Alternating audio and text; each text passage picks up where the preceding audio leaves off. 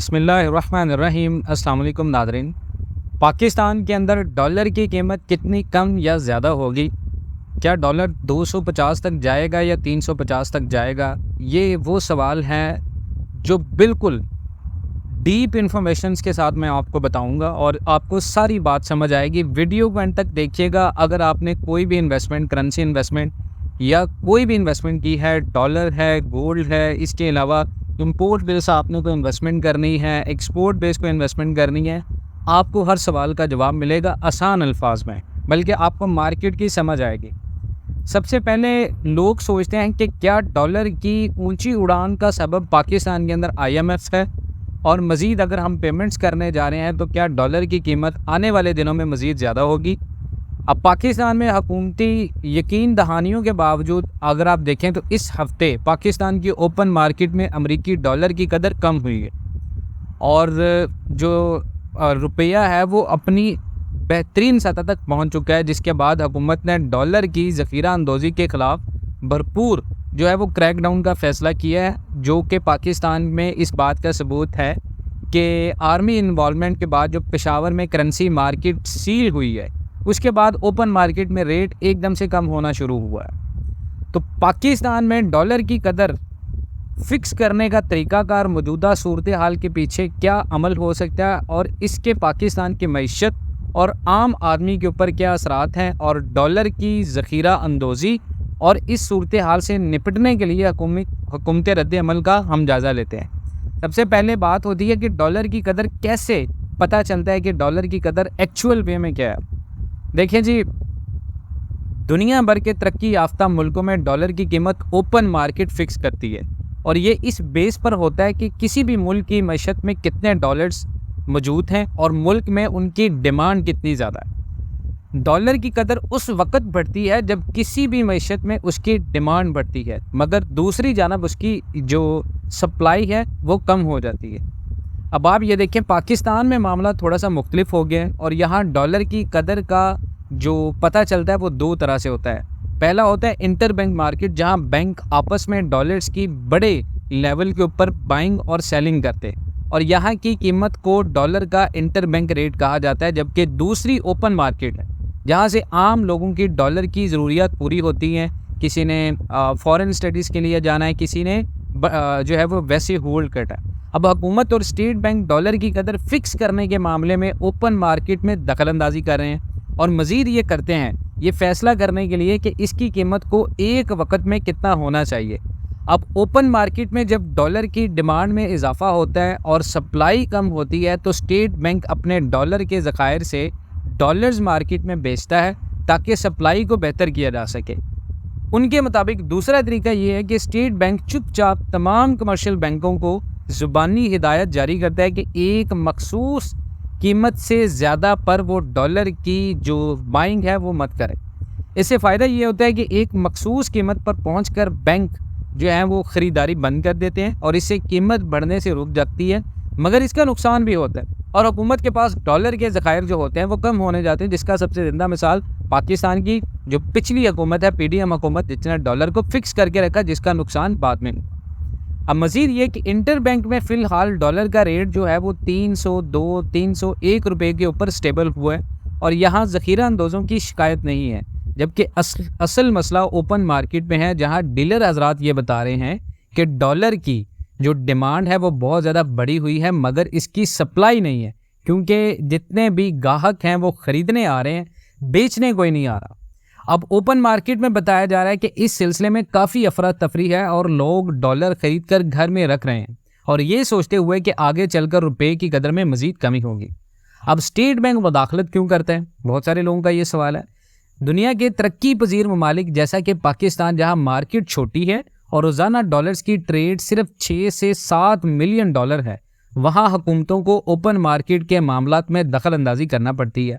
अब छोटे हुजम की मार्केट में अगर डॉलर की कदर का आप पता करें कि ओपन मार्केट पर छोड़ दिया जाए, तो लोग डॉलर के साथ खेल खाल शुरू कर देते हैं, जो कि पिछले दिनों में हुआ है पाकिस्तान में, और मसनूई सूरत हाल यहाँ पर पैदा हो जाती है, और जिससे डॉलर की जो कदर है उस जो डॉलर की कदर को बहुत ज़्यादा असरअंदाज होती है और इस मौके पर स्टेट बैंक को मुदाखलत करनी पड़ती है ताकि किसी भी अब नॉर्मल सूरत हाल का बंदोबस्त किया जाए, ताकि एक्सचेंज रेट पर किसी किस्म का दबाव ना पड़े। जिस तरह पाकिस्तान में एक्सचेंज रेट के ऊपर दबाव पड़ा, आर्मी की इन्वॉल्वमेंट हुई, उसके बाद एक्सचेंज रेट पाकिस्तान के अंदर थोड़ा सा स्टेबल हुआ। अब बहुत सारे लोग सोचते हैं क्या इसकी वजह IMF है।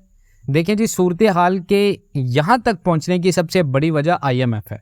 हुकूमत ये फैसला कर चुकी है कि IMF के पास कर्ज के लिए जाना है और IMF का कहना है कि पाकिस्तान का एक्सचेंज रेट काफ़ी ख़राब है, इसीलिए उन्होंने शर्त रख दी है कि हम तब तक आपको अगले जायज़े की किस्त नहीं देंगे जब तक आप 1.25% के फ़र्क को कम नहीं करेंगे।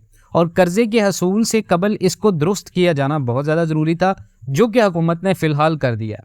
मेरे ख्याल में यकीनन IMF की तरफ से कोई ना कोई टारगेट दिया होगा कि रुपए की कदर क्या होनी चाहिए। उसके बाद जिस तेज़ी से स्टेट बैंक ने पिछले महीनों में रेट एडजस्ट किया और इससे लग रहा है कि गाड़ी ऐसे लग रहा है जैसे गाड़ी छूट रही है और आपने जल्द अज जल्द इसमें सवार होना है, और ऐसे करते हुए आप अफरा तफरी का शिकार हो जाते हैं, जबकि आम हालात में ऐसा नहीं होता।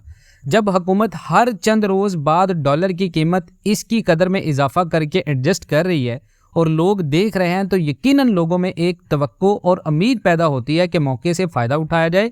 और मेरे ख्याल में IMF के अलावा और कोई ख़ास वजह नहीं है।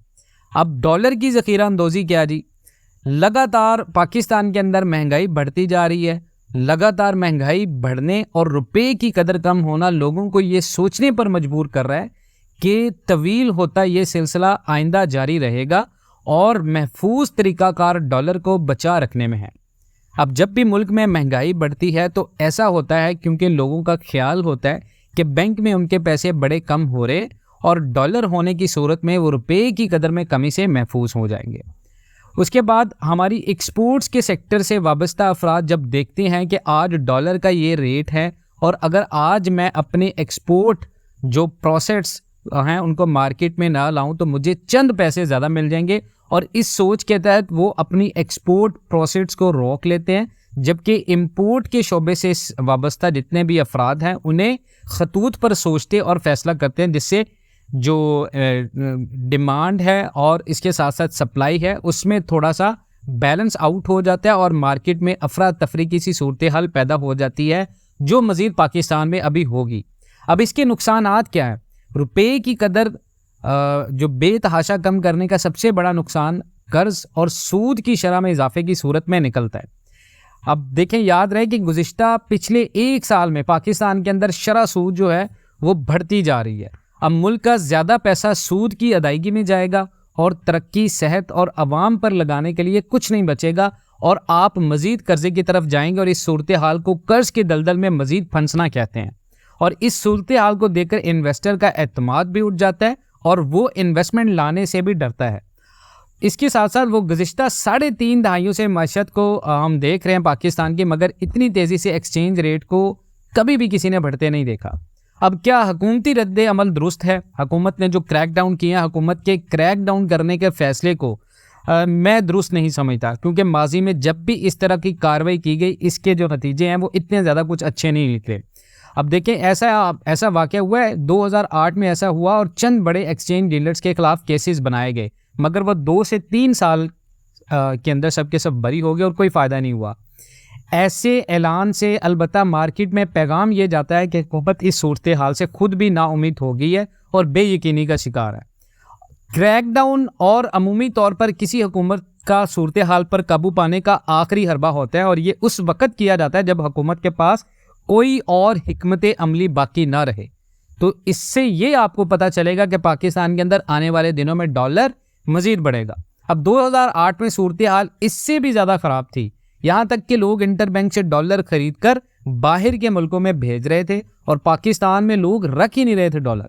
और ये इस खदशे की बुनियाद पर कि बैंक्स की फ़ॉरेन करेंसी अकाउंट्स को जो है वो हुकूमत उनके जो फॉरेन रिजर्व अकाउंट्स हैं लोगों के कमर्शियल बैंक्स में, उनको अपने पास जो हुकूमत है वो प्राइवेटाइज ना कर दे, क्योंकि 1998 में एटमी धमाकों के बाद ऐसा हुआ था पाकिस्तान के अंदर। तो आप इसके बारे में क्या राय रखते हैं कमेंट सेक्शन में ज़रूर बताइएगा। इंशाल्लाह मिलते हैं नेक्स्ट वीडियोज़ में, तब तक के लिए अल्लाह हाफ़िज़।